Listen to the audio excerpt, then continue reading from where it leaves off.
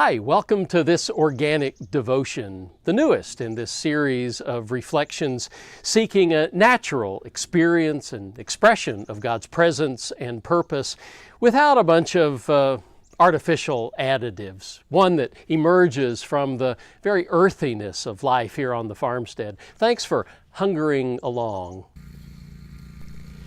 It's time to mow the prairie. Our 3-acre native restoration project we began 3 years ago with the help of the Department of Natural Resources and the Fish and Wildlife Service.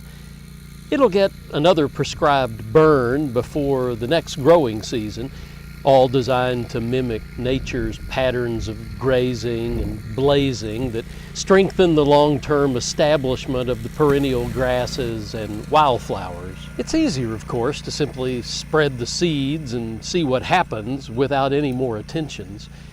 But a little effort to help achieve what you actually desire seems a small enough price to pay. In our country, an election will be held next week. It will be the culmination of a rancorous, frequently chaotic, and often distasteful campaign.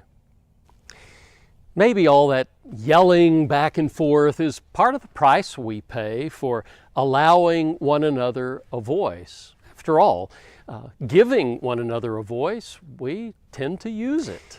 But after the election, it will be time to do more than shout.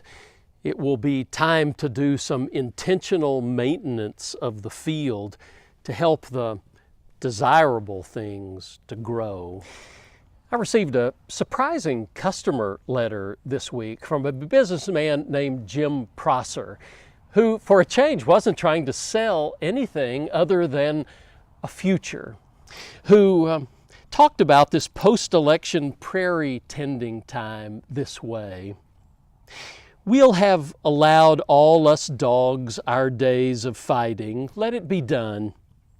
It'll be time to lay down our arms, to put down our wildly gesticulating words and fists aimed at others and them and different.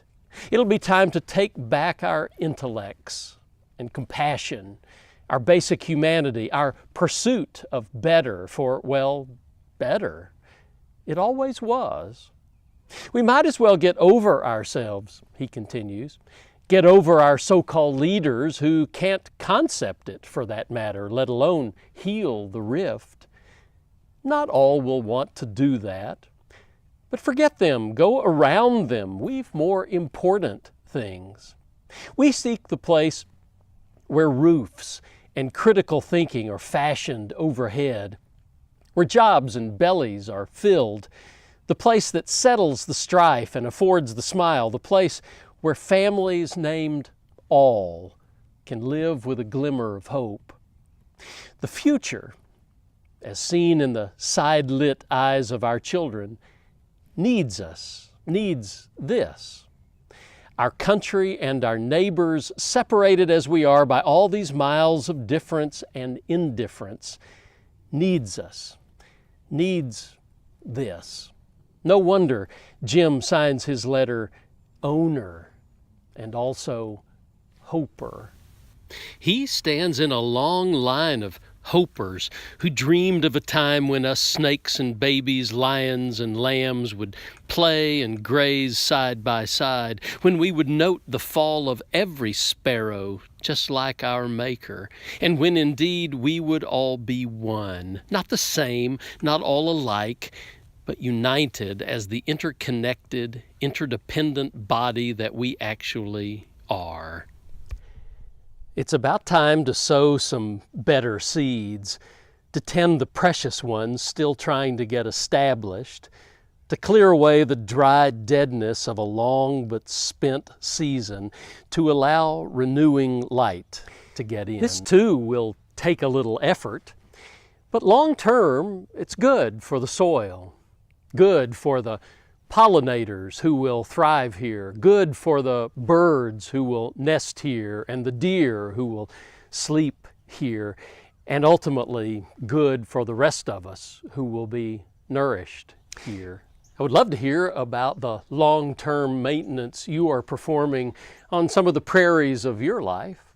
You can write me at organicdevotions@gmail.com. And until next week, clear away some deadness. Bye-bye.